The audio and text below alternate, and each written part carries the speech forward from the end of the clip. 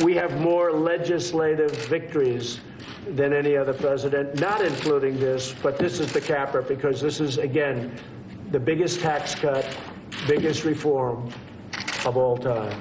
President Trump on Friday touting what he's calling a victory after signing tax reform legislation into law. The president vacationing at his private club in Florida. CBS News reporting that after he arrived there at dinner last night, he referenced the tax bill, telling some friends at dinner, quote, "You all just got a lot richer." Joining me now to talk politics, the president's wins, and much more, Democratic strategist Fatima Amara, Kurt Bardella, a former Breitbart media consultant. He recently left the GOP to join the Democratic Party.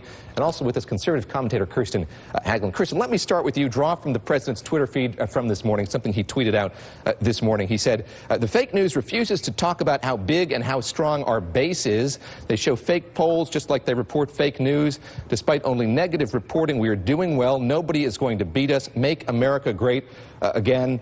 I suppose with apologies to Meghan Trainor, how much is this all about the base for the President of the United States? I'm sorry, I just have to laugh at that. I mean, his tweets are always funny, but that one is particularly so.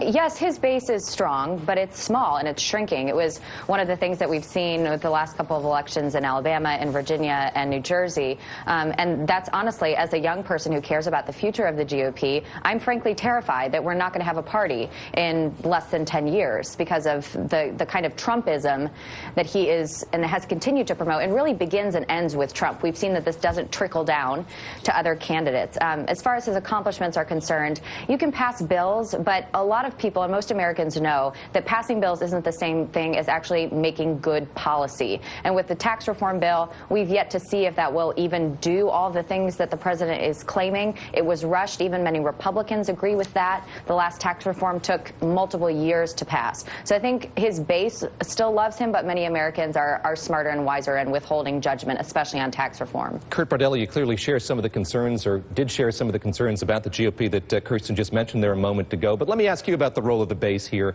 As we move into 2018, as this president is perhaps, and I assume, keen to keep a focus on this tax cut legislation, is there only one group here that matters? Yeah, for Donald Trump, all he cares about is that 30% of people who will never abandon him under any scenario, no matter what he does, no matter what outrageous statements he makes, no matter what racist, homophobic, xenophobic things come from that part of the Republican Party. I mean, 2017 really has been the year where Republicans retreated to the extreme right, the extreme base of their party, pandered to it, catered to it. Those who might disagree with them, they're so terrified of them and so terrified of what a primary challenge from that base would look like that they just sit there silently and try to avoid it, hoping they get by through November without anybody really noticing. And I think the erosion of the moderate wing of the Republican Party is one of the most impactful things of what the Trump presidency legacies is going to really be, where people like myself, certainly, who have left the Republican Party, or people like Kristen, who are obviously at odds with where the party is now and really in a place where the party has left them behind, and they're left to figure out where do they fit in on the political spectrum, where do they fit in from an organized political party standpoint. Unfortunately, the real dilemma for a lot of Republicans is when no one speaks out and no one steps up to the plate to call out President Trump and the Steve Bannonisms of the Republican Party, where does that leave them? What action should they take to try to change things? Fatima, let me ask you about the agenda going forward here and the adeptness with which the White House now deals with Capitol Hill. You have Mark Short up there all the time, the legislative director for the White House. Vice President Mike Pence spending a lot of time on Capitol Hill as well. There were some growing pains at the beginning of this administration figuring out how to work with the Republican caucus on Capitol Hill. Have Republicans gotten better at that interface with the White House? Probably a little. I mean, when I say that, I mean like they were actually able to get legislation passed, but that obviously took a large effort on their part. It took 11 months. It's the longest time that any party has been in power and has not been able to pass anything. And so that's been because of the factions in their own party, and then obviously working with a president that, you know, privately, behind the scenes, many of them are saying, well, I don't really agree with what he's saying or what he's doing. But, you know, going forward, I mean, they've passed this, you know, awful tax bill. It's certainly going to create a $1.5 trillion deficit as projected, and then they're going to try and go into cutting what they like to call entitlements, like Medicaid, Medicare, Social Security, which is strange when you consider most of the folks who are still trying to vote for them are those folks who actually benefit from those services. Chris, we just saw a list there of some of the things the president's mentioned he'd like to focus on in 2018: infrastructure, welfare reform, entitlement spending, Medicaid, Social Security, immigration reform, all that. When you look at the panoply of all the things he could do in the new year, what would you like to see him? What would you like to see Republicans in the Congress tackle first? What's the smartest move they could make?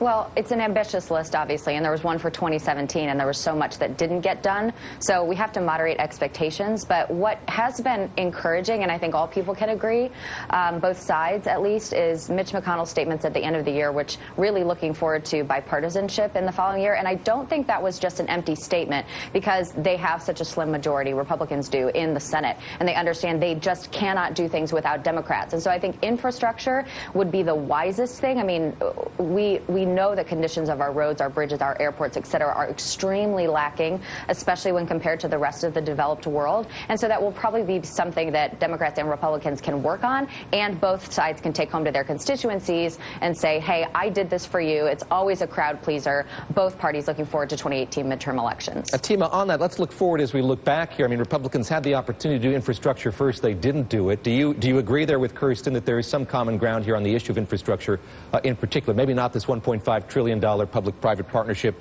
melange that was proposed by the president early on in the term, but do you think there's some common ground there? I mean, absolutely. But the problem that has been with the Republicans this past year, and why I'm still pretty skeptical about what Senator McConnell said, is that every time they're like, let's work with Democrats on ACA fixes. No, we're going to kick you out and try and pass a bill 50+1. Let's work with you on a tax plan. All right. Well, Democrats say this is what we want to see in the bill. And then, Senator McConnell comes out with a letter saying, oh, well, Democrats have obviously made it clear that that they don't want to work with us, when it's clear that they sent a letter saying, here's what we would actually like to do, and here's where we stand. And, McConnell's not been interested in having those conversations. So I'm pretty skeptical about that actually being the case, but I think infrastructure would be a place where to start. Kurt Bordelli, you cut your teeth on Capitol Hill, and I wonder what you make of the balance of power between the legislative branch and the executive branch at this point. There have been moments here where you've seen the legislative branch kind of move to the forefront. It's calling more of the shots. And then we remember that scene in the Rose Garden where Mitch McConnell was there standing alongside President Trump, and he seemed sort of cowed by the president. The executive branch took over again. How much balance is there between the branches right now? It's interesting because one of the real growing pains for this administration and for Republicans in Congress with the majority was wondering, as Trump became president, how involved would he be on the details, on shaping policy. And we saw in the early parts of the administration, Trump was waiting for Congress to do that, while Congress is waiting for the White House to give them direction. I think now, after tax reform, there's a little bit more of a groove there. I think the real challenge going forward is going to be actually from Republicans on the Hill. There might be an appetite in the Senate to do something on infrastructure. There is zero appetite from conservatives in the House to want to spend any more money than they've already done after the tax reform bill. So the big question of how are they going to pay for these things is going to be a real problem for Republicans going forward. And as we get closer and closer to the midterms, Republicans will be facing their own primaries. I mean, we've already heard bombastic declarations about primaries from the right that Republicans are going to have to contend with, how certain factions in the party are going to try to go after Mitch McConnell and Paul Ryan and take them down. And then once they get through that hurdle, they're going to have the Democrats to contend with in a very toxic political environment. President historically unpopular. I think the politics are going to really get in the way of any type of major legislative action in 2018. Yeah, Kirsten, listening to Kurt there, looking at the prospects for some sort of bruising primaries in 2018, how do you see all of this playing out within the Republican Party's ranks? Do you think that Republicans are going to emerge in 2018 with a better sense of self? Well, what I'm concerned about is something similar that you saw in 2010 when the Tea Party rose up and you had many challengers really lambasting establishment Republicans and incumbents saying you're not conservative enough and holding them to these purity tests, ideological purity tests. And you saw a wave of very, very far-right conservative Republicans go into the Senate and House, very few of which have actually survived. There were some good ones who made it in. But some of those purity tests, again, especially with Steve Bannon now going out and this league of extraordinary candidates, as he's calling it, to challenge, more moderate Republicans who are willing to work with Democrats. That's what I'm afraid of. And, so swinging this in, so then, of course, nothing really gets done. And I'm afraid, too, that House Speaker Paul Ryan, as Kurt mentioned, is looking to cut, and he's looking to reform entitlements completely. And so if they go into that with the agenda in 2018, it's going to be nasty business for the midterms. Tima, how much introspection is there in the Democratic Party at this point, emerging from 2016, looking at sort of the centrist wing of the party, the more left-leaning wing of the party as well? How much of that is going to get hashed out here over these next few months? Not as much as a lot of people have tried to suggest in the media. One thing is clear, Trump has been an amazing uniter for our party.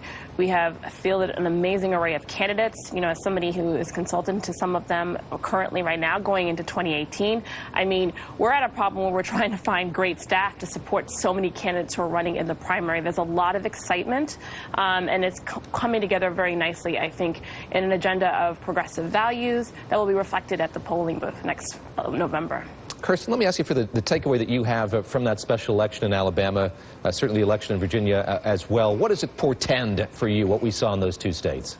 Well, you know, as a young woman in the party, I like to focus on where women stand. It's just something that I've been very interested in, especially as they get even more politically active in the Republican Party and using their voice there. And I think Ronna Romney McDaniel, you know, has said it well. She issued a report to the president. Yes, the head of the RNC, saying that we've really got to repair our image with women. And I think that the rejection of Roy Moore as a candidate even was a big sign that they're losing with women, and they need to have a forward-looking vision for how they're going to engage someone other than white men, including minorities and women. And I think that sooner that they get on top of that, the sooner they can look at actually having a future as a party. Yeah, Chris, I want just to stay with that for one more minute if I could. I mean, that was such a central issue in that campaign, and now we're seeing folks who disputed or doubted what some of these accusers said about Roy Moore now saying that they do in fact believe those accusers.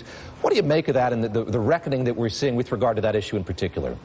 I think it's amazing. Obviously, it's been coming for far too long, and I and many other young women in the party have said that there is an old boys club in the Republican Party that's been going on for way too long. And so I think that finally people are starting to get the message. And what I loved about the referendum in Alabama, although I wish he would have lost by a greater percentage, and I'm a Republican saying that, because this is a character issue.